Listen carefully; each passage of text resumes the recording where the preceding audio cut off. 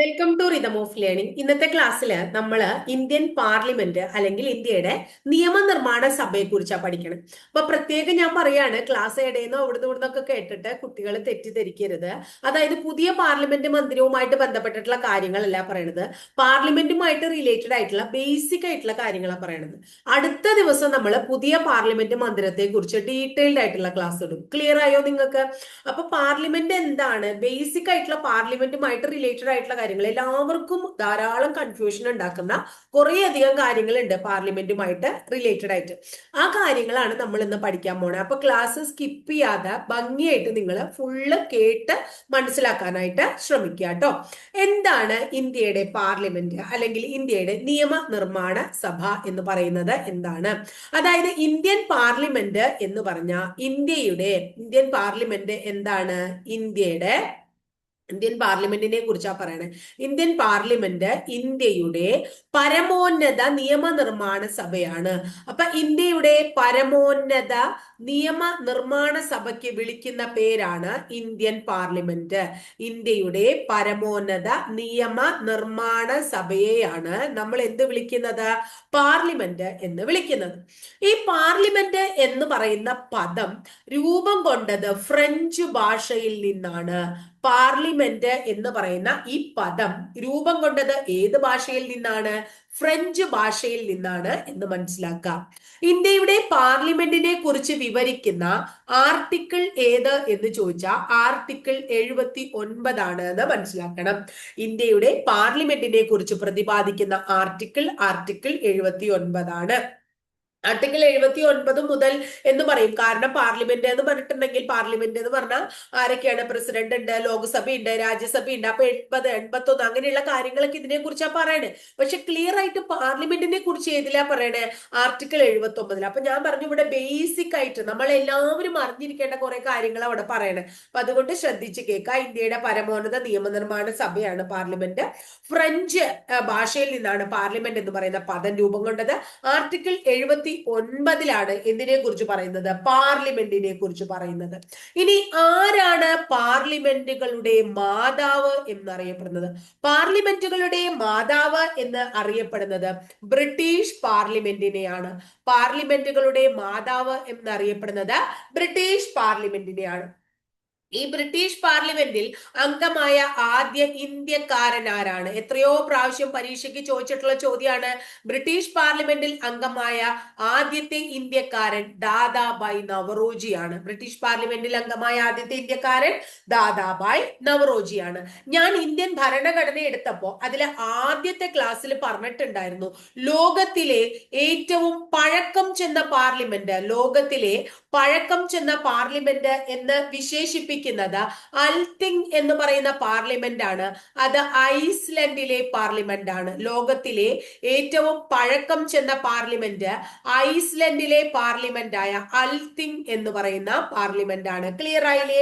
അടുത്തത് ലോകത്തിലെ ഏറ്റവും വലിയ നിയമനിർമ്മാണ സഭ, അതും നമ്മൾ അന്ന് പറഞ്ഞതാണ്, ഒന്നും കൂടെ അവിടെ റിപ്പീറ്റ് ചെയ്യാണ്. എന്താണ്? നാഷണൽ പീപ്പിൾ കോൺഗ്രസ് ആണ്. നാഷണൽ പീപ്പിൾസ് കോൺഗ്രസ് എവിടത്തെയാണ്? ചൈനയിലെയാണ്. ലോകത്തിലെ ഏറ്റവും വലിയ നിയമനിർമ്മാണ സഭ ഏതാണ്?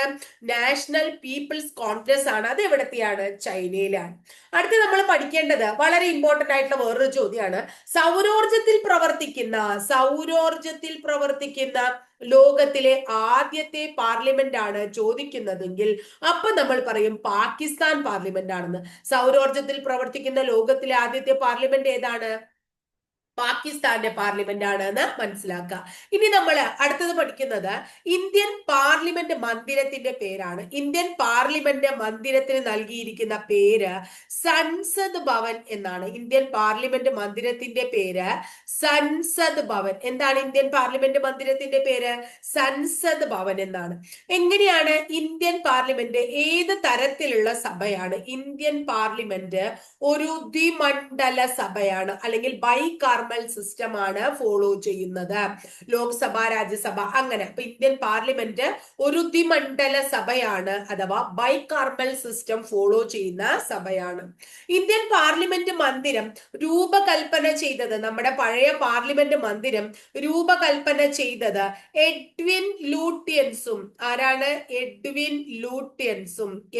ലൂട്യൻസും ഹെർബർട്ട് ആരാണ്?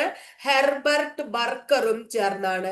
എഡ്വിൻ ലൂട്യൻസും ഹെർബർട്ട് ബർക്കറും ചേർന്നാണ് ഇന്ത്യൻ പാർലമെന്റ് മന്ദിരം രൂപകൽപ്പന ചെയ്തത്.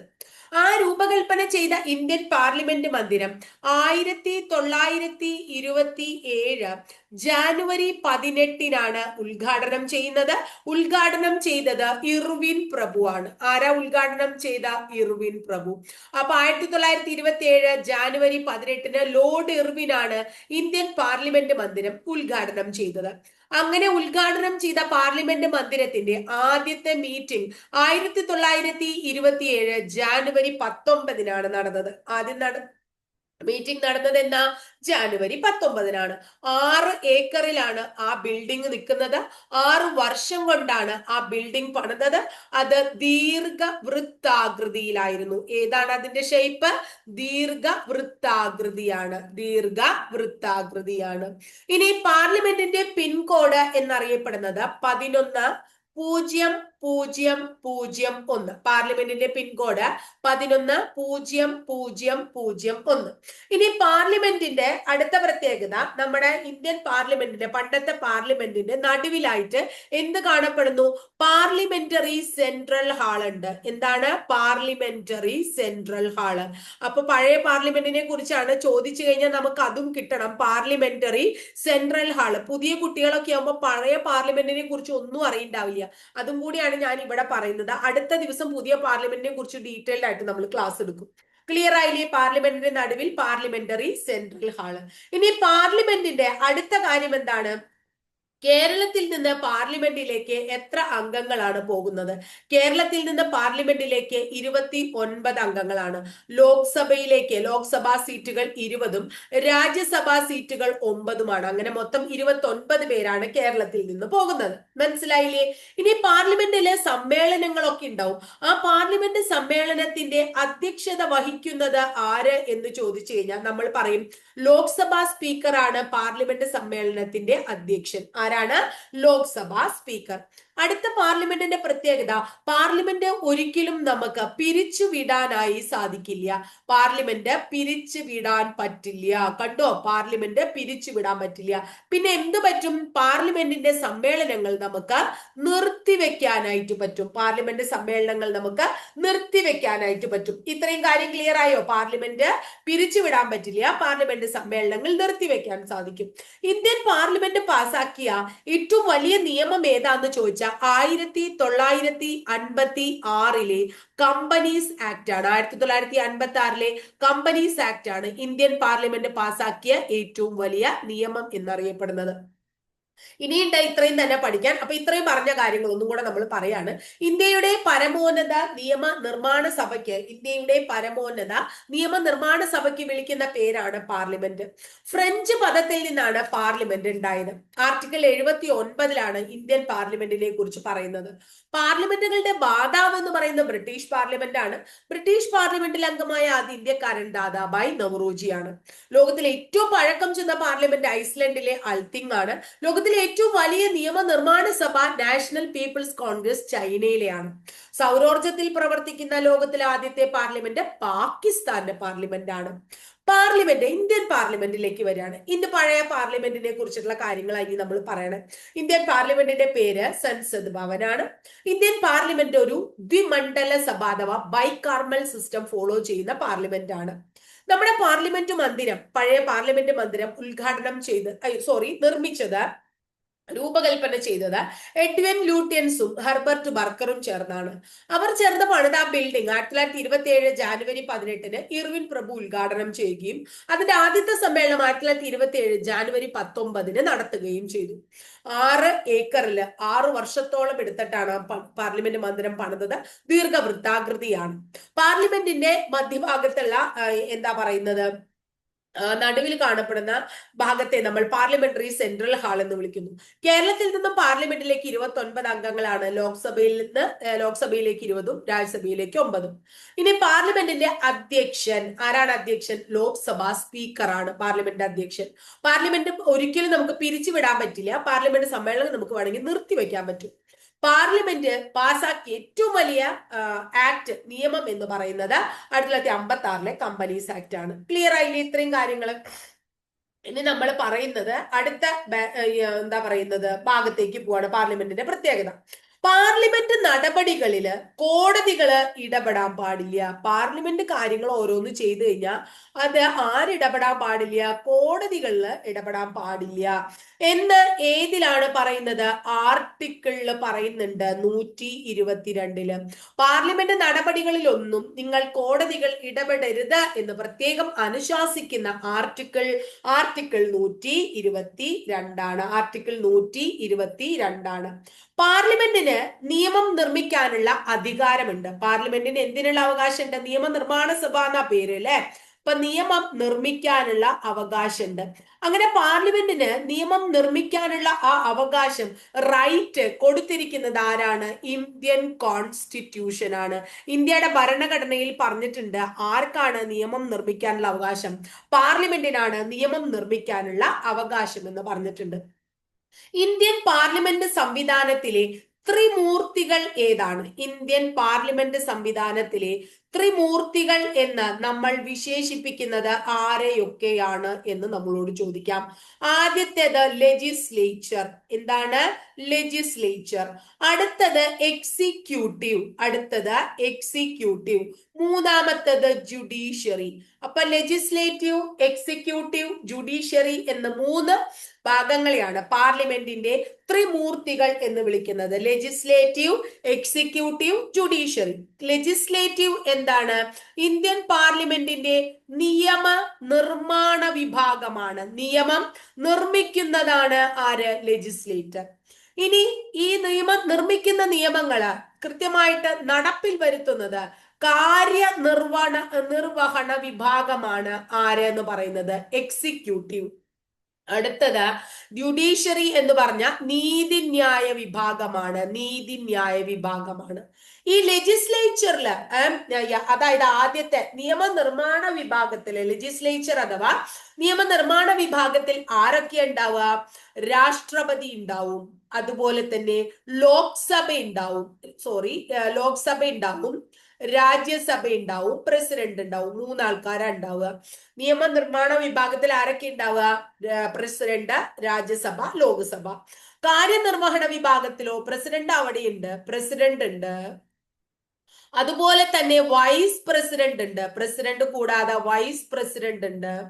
പ്രധാനമന്ത്രി ഉണ്ട്. മറ്റ് മന്ത്രിസഭയിലുള്ള ആൾക്കാരൊക്കെ ഉണ്ട്. മന്ത്രിസഭ അംഗങ്ങളുണ്ട്. പിന്നെ മറ്റു ഉദ്യോഗസ്ഥന്മാർ, ഗവൺമെന്റ് ഉദ്യോഗസ്ഥന്മാരൊക്കെ ഇല്ലേ, അവരൊക്കെ ഉണ്ട്. അവരാണ് എക്സിക്യൂട്ടീവിൽ പറഞ്ഞത്. ജുഡീഷ്യറിയിൽ ആരാണ്ടാവുക? സുപ്രീം കോടതി ഉണ്ടാവും, അതുപോലെ തന്നെ ഹൈക്കോടതി ഉണ്ടാവും. പിന്നെന്താണ്? ജില്ലാ കോടതികളിലെ ഓരോ ജില്ലയിലും കോടതികളുണ്ട്. പിന്നെ സബ് കോടതികൾ ഉണ്ടാവും. മുൻസിഫ് കോടതികളിലെ അവരുണ്ടാവും. പിന്നെ മജിസ്ട്രേറ്റ് കോടതികളിലെ അതുണ്ടാവും. കണ്ട, ഇത്രയും കാര്യങ്ങളാണുള്ളത്. ഇത്രയും നമുക്ക് മനസ്സിലായോ നിങ്ങൾക്ക്? ഒന്നും കൂടെ പറയട്ടെ ടീച്ചറെ. അതായത് നമ്മുടെ ഈ പാർലമെന്റ് നടപടിക്രമങ്ങളൊക്കെ നടത്തും. പാർലമെന്റിന് ചില നടപടിക്രമങ്ങളൊക്കെ ഉണ്ടെന്ന് ഏതിൽ പറഞ്ഞിട്ടുണ്ട്? കോൺസ്റ്റിറ്റ്യൂഷനിൽ പറഞ്ഞിട്ടുണ്ട്. അപ്പൊ ഈ പാർലമെന്റിൽ പറഞ്ഞിട്ടുള്ള നടപടിക്രമങ്ങളിൽ ഒന്നും തന്നെ കോടതി ഇടപെടരുത് എന്ന് കൃത്യമായി അനുശാസിക്കുന്നത് ആർട്ടിക്കിൾ 122 പാർലമെന്റിന് നിയമം നിർമ്മിക്കാനുള്ള അവകാശം നൽകുന്നത് ഭരണഘടനയാണ്. ഇന്ത്യൻ പാർലമെന്റ് സംവിധാനത്തിലെ ത്രിമൂർത്തികളാണ് ലെജിസ്ലേച്ചർ, അതുപോലെ തന്നെ എക്സിക്യൂട്ടീവ്, ജുഡീഷ്യറി. ലെജിസ്ലേച്ചർ എന്താണ്? നിയമ നിർമ്മാണ വിഭാഗം. എക്സിക്യൂട്ടീവ് എന്താണ്? കാര്യനിർവഹണ വിഭാഗം. ലെജിസ്ലേച്ചർ നിർമ്മാണ വിഭാഗം, എക്സിക്യൂട്ടീവ് കാര്യനിർവഹണ വിഭാഗം. അടുത്തത് ജുഡീഷ്യറി, നീതിന്യായ വിഭാഗം. ഈ നിയമനിർമ്മാണ വിഭാഗം അഥവാ ലെജിസ്ലേച്ചറിൽ ആരൊക്കെയാണ്? പ്രസിഡന്റ്, ലോകസഭ, രാജ്യസഭ. അവർക്ക് ആ നിയമം നിർമ്മിക്കാനുള്ള അവകാശമുള്ളൂ. കാര്യനിർവഹണ വിഭാഗത്തിൽ ഈ പറയുന്ന പ്രസിഡന്റ് ഉണ്ട്, വൈസ് പ്രസിഡന്റ് ഉണ്ട്, പ്രധാനമന്ത്രി ഉണ്ട്, മന്ത്രിസഭാ അംഗങ്ങളുണ്ട്, പിന്നെ ഗവൺമെന്റ് ഉദ്യോഗസ്ഥരെല്ലാം ഉണ്ട്. ജുഡീഷ്യറിയിലോ, നീതിന്യായ വിഭാഗത്തിലോ സുപ്രീം കോടതി, ഹൈക്കോടതി, ജില്ലാ കോടതി, സബ് കോടതികള്, മുൻസിഫ് കോടതി, മജിസ്ട്രേറ്റ്, അങ്ങനെയുള്ള ആൾക്കാരൊക്കെ ഉണ്ട്. ക്ലിയർ ആയില്ലേ നിങ്ങൾക്ക്? അപ്പൊ ഇത്രയും കാര്യം ക്ലിയർ ആയോ? ഇനി അടുത്തത് പാർലമെന്റിന്റെ മെയിൻ ആയിട്ടുള്ള ചുമതല എന്താന്നാ ചോദിക്കണേ. പാർലമെന്റിന്റെ പണി എന്തെന്നാ? നിയമം ഉണ്ടാക്കുക എന്നുള്ളതാണ് പാർലമെന്റിന്റെ പണി. നിയമനിർമ്മാണം, പാർലമെന്റിന്റെ മെയിൻ ആയിട്ടുള്ള ഡ്യൂട്ടി നിയമനിർമ്മാണമാണ് എന്ന് മനസ്സിലാക്കുക. പാർലമെന്റിന്റെ ചുമതല നിയമം നിർമ്മിക്കുകയാണ്. ഈ നിയമം നിർമ്മിക്കാൻ പാർലമെന്റിന് അങ്ങനെ ഓടിച്ചെന്ന് നിയമം നിർമ്മിക്കാൻ പറ്റില്ല. പാർലമെന്റിൽ രണ്ട് സഭകളുണ്ട്. ഒരു സഭ ലോകസഭ, അടുത്തത് രാജ്യസഭ. ഇനി എന്താ? നിയമം നിർമ്മിക്കാൻ പാർലമെന്റിന്റെ രണ്ട് സഭകളുടെയും അംഗീകാരം വേണം. ഇനി എന്താ ചെയ്യാ? സാധാരണ രീതിയിൽ ഈ ലോകസഭയും അതുപോലെ തന്നെ രാജ്യസഭയും വേറെ വേറെ മീറ്റിങ്ങുകൾ അല്ലെങ്കിൽ എന്താ പറയാ അവരുടെ സമ്മേളനങ്ങൾ എന്നാ പറയാ ഭംഗിയില്. ലോക്സഭാ സമ്മേളനം, രാജ്യസഭാ സമ്മേളനം എന്നൊക്കെ പറയും. അങ്ങനെ സമ്മേളനങ്ങൾ നടത്തിയിട്ടാണ് അവര് നിയമനിർമ്മാണത്തിൽ പങ്കെടുക്കുന്നത്. അങ്ങനെ ഒരു നിയമം ഉണ്ടാക്കുമ്പോൾ ആ നിയമത്തിന്റെ കരട് രൂപത്തെ നമ്മൾ വിളിക്കുന്നത് ബില്ലെന്നാണ്. എന്താ വിളിക്കുക? നിയമത്തിന്റെ കരട് രൂപത്തെ ബില്ലെന്ന് വിളിക്കൂ ട്ടോ. സാധാരണ ഒരു ബില്ലാണെങ്കിൽ, ബില്ലുകളെ കുറിച്ചൊക്കെ നമുക്ക് ഇനി ലോക്സഭയും രാജ്യസഭയൊക്കെ പഠിക്കുമ്പോൾ വേറെ നമ്മൾ കൃത്യമായിട്ട് പഠിക്കും. ഇവിടെ പറയാ, സാധാരണ ഒരു ബില്ലാണെങ്കിൽ അത് പാർലമെന്റിന്റെ ഏത് സഭയിൽ വേണമെങ്കിലും നമുക്ക് ആദ്യമായിട്ട് അവതരിപ്പിക്കാൻ പറ്റും. ഏത് സഭയിൽ വേണമെങ്കിലും ആദ്യം അവതരിപ്പിക്കാം. അങ്ങനെ ആ ഒരു ബില്ല് നിയമമാകാനായിട്ട് 3 ഘട്ടങ്ങളുണ്ട്. 3 ഘട്ടങ്ങളുണ്ട്. ആദ്യത്തെ ഘട്ടത്തെ നമ്മൾ എന്ത് വിളിക്കും? ഒന്നാം വായന എന്ന് വിളിക്കും. ആദ്യ ഘട്ടം ഒന്നാം വായന. അപ്പൊ അടുത്ത ഘട്ടം എന്തായിരിക്കും? രണ്ടാം വായന. അടുത്ത ഘട്ടം എന്തായിരിക്കും? മൂന്നാം വായന. അങ്ങനെ 3 ഘട്ടങ്ങളിലൂടെയാണ് ഈ ബില്ല് കടന്നു പോകുന്നത്. അപ്പൊ ഒന്നാം ഘട്ടത്തിൽ എന്താ ചെയ്യണേ? അതായത് ബില്ല് അവിടെ അവതരിപ്പിക്കുകയാണ്. ഇങ്ങനെ ഒരു ബില്ല് ഉണ്ട് ട്ടാ എന്ന് നമ്മള്, അത് ലോക്സഭ ആയിക്കോട്ടെ രാജ്യസഭ ആയിക്കോട്ടെ എവിടെയാണെന്ന് വെച്ചാൽ അവരത് അവതരിപ്പിക്കും. അവതരിപ്പിച്ച ബില്ല് എന്താണ്? ആ ബില്ലിൽ കുറച്ച് കാര്യങ്ങളൊക്കെ ഉണ്ടാവൂലേ? ആ കാര്യങ്ങൾ ചർച്ച ചെയ്യാണ്. ചർച്ച ചെയ്യുമ്പോൾ എന്ത് വരാം? ഒന്നുകിൽ ചർച്ച ചെയ്ത് ആ ബില്ല് പാസ്സാക്കാം, അല്ലെങ്കിൽ ചർച്ച ചെയ്യുമ്പോൾ ചില ആൾക്കാർക്കൊക്കെ ചില മാറ്റങ്ങൾ വരുത്തണം എന്ന് തോന്നാം, മാറ്റം വരുത്താം, അല്ലെങ്കിൽ എന്താണ് ചില ആൾക്കാർക്ക് നിരാകരിക്കണം എന്ന് തോന്നാം, നിരാകരിക്കാം. ഇതൊക്കെ നടക്കുന്നത് രണ്ടാമത്തെ വായനയിലാണ്. മൂന്നാമത്തെ വായനയാകുമ്പോ എന്തൊക്കെയും ഒന്നുകിൽ ബില്ല് പാസ്സാക്കും, അല്ലെങ്കിൽ ബില്ല് റിജക്ട് ചെയ്യും, ഒന്നുകിൽ നിരാകരിക്കും അല്ലെങ്കിൽ പാസ്സാക്കും. ഇതാണ്, ഇങ്ങനെയുള്ള 3 ഘട്ടങ്ങളിലൂടെയാണ് കടന്നു പോകുന്നത്. ഇത് ഇങ്ങനെ ഒരു ഘട്ടം ആദ്യം ഒരു സഭയില്, ഒന്നില്ലെങ്കിൽ രാജ്യസഭയിൽ അല്ലെങ്കിൽ ലോകസഭയില് ഇത് നടന്നു കഴിഞ്ഞാൽ പാസ്സാക്കി, റിജക്റ്റ് ആക്കിച്ചാ പിന്നെ പാസ്സാക്കി കഴിഞ്ഞിട്ടുണ്ടെങ്കിൽ, ഒന്നാം സഭ പാസ്സാക്കി കഴിഞ്ഞാൽ അധ്യക്ഷൻ ആരാണോ ആ അധ്യക്ഷന്റെ സാക്ഷ്യപത്രത്തോടെ ബില്ല് രണ്ടാം സഭയിലേക്ക് പറഞ്ഞുവിടും. അപ്പൊ ഈ ബില്ലിനെ എവിടേക്ക് പോയി? രണ്ടാമത്തെ സഭയിലേക്ക് പോയി. ആ സഭയിലും ഈ പരിപാടികളൊക്കെ നടത്തും. ഒന്നാം വായന നടത്തും, രണ്ടാം വായന നടത്തും, മൂന്നാം വായന നടത്തും. അങ്ങനെയുള്ള പരിപാടികളൊക്കെ അവിടെ നടത്തും. എന്നിട്ട് രണ്ടാമത്തെ സഭയും എന്ത് പാസ്സാക്കിച്ച? ബില്ല് പാസ്സാക്കിയാൽ ഉടനടി എന്നാ ബില്ല് എവിടേക്ക് പോവും? പ്രസിഡന്റിന്റെ അടുത്തേക്ക് പറഞ്ഞുവിടും. അതായത് നമ്മുടെ രാഷ്ട്രപതിയുടെ അടുത്തേക്ക് പറഞ്ഞുവിടും. എന്താ? രാഷ്ട്രപതി അംഗീകരിക്കണം. രാഷ്ട്രപതി അംഗീകരിച്ച് അതിൽ സൈൻ ചെയ്താൽ മാത്രമേ ബില്ല് ഏത് രൂപത്തിലാവുള്ളൂ? ബില്ല് നിയമമായിട്ട് മാറുള്ളൂ. ക്ലിയർ ആയോ മക്കളെ നിങ്ങൾക്ക്? അങ്ങനെ ഈ കാര്യം ക്ലിയർ ആയില്ലോ? അപ്പൊ ഒന്നാം സഭ അംഗീകരിച്ചു, രണ്ടാം സഭയിലേക്ക് പറഞ്ഞു വിട്ടു, രണ്ടാം സഭ അംഗീകരിച്ചു. അപ്പം 2 സഭകൾ അംഗീകരിച്ചപ്പോ പ്രസിഡന്റിന് പറഞ്ഞു വിട്ടു. പ്രസിഡന്റിന് പ്രശ്നങ്ങളൊന്നുമില്ല, അദ്ദേഹം അത് ഭംഗിയായിട്ട് എഴുതി ഒപ്പിട്ടു, ഞാൻ അംഗീകരിച്ചു എന്ന് പറഞ്ഞു. അപ്പൊ ഒരു നിയമം വന്നു. അങ്ങനെയാണ് പുതിയ പുതിയ ആക്ടുകളൊക്കെ നമ്മുടെ അവിടെ വരുന്നത്. ഇനി എന്താന്ന് വെച്ചിട്ടുണ്ടെങ്കിൽ 2 സഭകൾക്കും ഇടയില് ബില്ലിനെ കുറിച്ച് ഒരു അഭിപ്രായ വ്യത്യാസം വന്നു എന്ന് വിചാരിക്കുക. എന്തെങ്കിലും അഭിപ്രായ വ്യത്യാസം ഉണ്ടായാൽ, ക്ലിയർ ആയോ നിങ്ങൾക്ക്? ഉണ്ടായാൽ പ്രസിഡന്റ് എന്ത് ചെയ്യും? ആർട്ടിക്കിൾ 108 പ്രകാരം, എപ്പോഴോ പ്രാവശ്യം പരീക്ഷയ്ക്ക് ചോദിച്ചിട്ടുള്ള ചോദ്യമാണ് ആർട്ടിക്കിൾ 108 പ്രകാരം എന്ത് ചെയ്യും? പാർലമെന്റിന്റെ സംയുക്ത സമ്മേളനം വിളിച്ചുകൂട്ടും. എന്ത് വിളിച്ചുകൂട്ടും? സംയുക്ത സമ്മേളനം. ആര് വിളിച്ചുകൂട്ടും? രാഷ്ട്രപതി വിളിച്ചുകൂട്ടും. ക്ലിയർ ആയോ? അങ്ങനെയാ ചോദിക്കാറ്. അതായത് ബില്ലുകളിനെ കുറിച്ച് എന്തെങ്കിലും അഭിപ്രായ വ്യത്യാസം ഉണ്ടായാൽ ആരാണ് സംയുക്ത സമ്മേളനം വിളിച്ചു കൂട്ടുക? രാഷ്ട്രപതി. ഏത് ആർട്ടിക്കിൾ പ്രകാരമാണ് സംയുക്ത സമ്മേളനം വിളിച്ചു കൂട്ടുക? ആർട്ടിക്കിൾ 108 പ്രകാരം. ക്ലിയർ ആയില്ലേ നിങ്ങൾക്ക്? ഇത്രയാണ് പാർലമെന്റിന്റെ കാര്യങ്ങൾ നമുക്ക് പഠിക്കാനുള്ളത്. ഇനി നമുക്ക് അടുത്ത ദിവസം നമ്മൾ എന്തു പഠിക്കും? പുതിയ പാർലമെന്റിനെ കുറിച്ച് പഠിക്കും. പിന്നെ ലോക്സഭ പഠിക്കും, രാജ്യസഭ പഠിക്കും, അങ്ങനെ ഓരോന്ന് പഠിച്ചു പോകും. ക്ലിയർ ആയില്ലേ? ഈ പറഞ്ഞ കാര്യങ്ങൾ ഒന്നും കൂടെ പറഞ്ഞാലോ നമുക്ക്. എന്താണ് നമ്മൾ പറഞ്ഞ? പാർലമെന്റിലെ നടപടിക്രമങ്ങളിൽ കോടതി ഇടപെടാൻ പാടില്ല എന്ന് പറഞ്ഞത് ആർട്ടിക്കിൾ 122 എന്ന് നമ്മൾ പറഞ്ഞു. ക്ലിയർ ആയില്ലേ നിങ്ങൾക്കത്? ഇനി അടുത്തത് എന്താ പറഞ്ഞ? പാർലമെന്റിന് നിയമം നിർമ്മിക്കാനുള്ള അധികാരം ലഭിക്കുന്നത് എവിടെ നിന്നാണ്? ഭരണഘടനയിൽ നിന്നാണ്. ഒരു കാര്യം ഞാൻ വിട്ടുപോയോ എന്ന് എനിക്ക് സംശയമുണ്ട്, അത് ഞാൻ പറയാണ്. പാർലമെന്റ് എന്ന് പറഞ്ഞാൽ ആരൊക്കെയാണ്?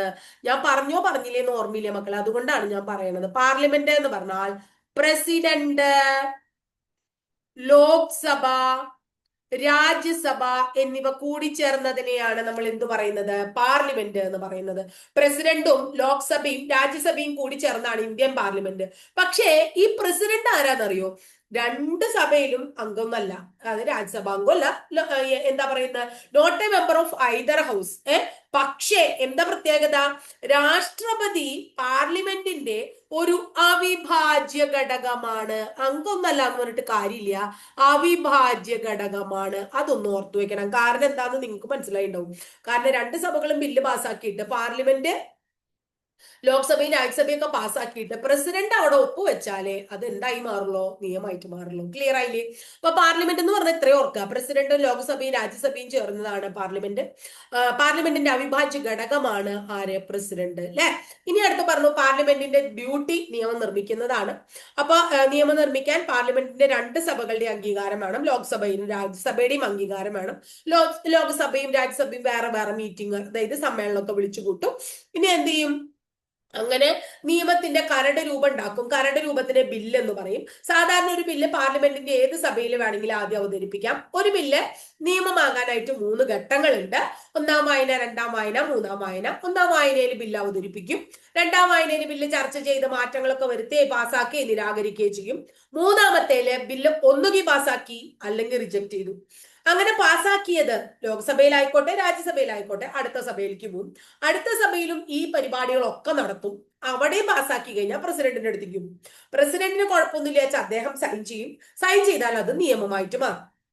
ഇനി ലോക്സഭയിൽ രാജ്യസഭയിൽ എവിടെയെങ്കിലും അഭിപ്രായ വ്യത്യാസം വന്നാലോ ആർട്ടിക്കിൾ 108 പ്രകാരം സംയുക്ത സമ്മേളനം ആര് വിളിച്ചു കൂട്ടും? നമ്മുടെ പ്രസിഡന്റ് വിളിച്ചു കൂട്ടും. ക്ലിയർ ആയില്ലേ? അപ്പൊ ഇത്രയാണ് നമ്മുടെ പാർലമെന്റുമായിട്ട് റിലേറ്റഡ് ആയിട്ടുള്ള കാര്യങ്ങൾ. വളരെ ഇമ്പോർട്ടന്റ് ആയിട്ടുള്ള ഭാഗമാണ് പഠിക്കുക. അടുത്ത ദിവസം നമ്മളപ്പോ എന്താ പഠിക്കാൻ പോണേ? അതായത് പുതിയ പാർലമെന്റ് മന്ദിരത്തെ കുറിച്ച് ഡീറ്റെയിൽഡ് ആയിട്ട് പഠിക്കും കേട്ടോ. അപ്പൊ അതും കൂടെ പഠിച്ചു കഴിഞ്ഞാൽ പാർലമെന്റ് എന്ന് പറയുന്ന ഭാഗം നമ്മൾ അരച്ച് കലക്കി കുടിച്ചു പഠിച്ചു. അപ്പൊ ഇത്രയേ ഉള്ളൂ ഇന്നത്തെ കാര്യം. ക്ലാസ് ഇഷ്ടപ്പെട്ടു വെച്ചാൽ ലൈക്ക് ചെയ്യുക, ഇഷ്ടപ്പെട്ട ക്ലാസ്സുകൾ കൂട്ടുകാരിലേക്ക് ഷെയർ ചെയ്യുക. ആദ്യമായിട്ട് ചാനൽ കാണുന്നവരൊന്ന് സബ്സ്ക്രൈബ് ചെയ്യണം കേട്ടോ. അതുപോലെ തന്നെ ബെല്ലൈക്കൺ കൂടി ഒന്ന് എനേബിൾ ചെയ്തോളൂ. അപ്പൊ ഞാൻ ഓരോ ദിവസം അപ്ലോഡ് ചെയ്യുന്ന വീഡിയോസ് കൃത്യമായിട്ട് നോട്ടിഫിക്കേഷൻ ആയിട്ട് ലഭിക്കുകയും ചെയ്യും. അപ്പൊ അടുത്ത ദിവസം നമുക്ക് മറ്റൊരു ടോപ്പിക്കുമായി വീണ്ടും കാണാം കേട്ടോ.